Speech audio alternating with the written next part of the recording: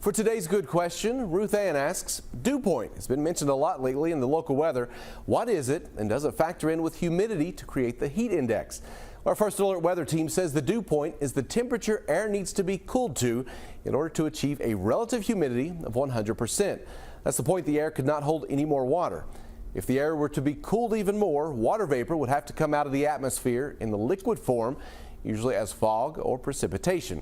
Basically, the higher that number, the muggier it feels outside.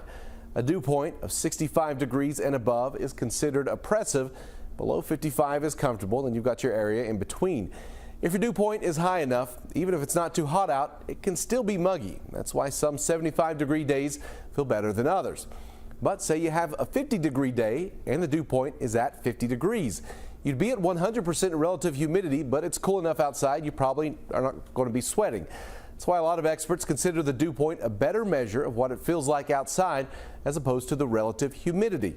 As for the heat index, that's just a combination of relative humidity and the temperature that lets you know what it feels like outside to the human body.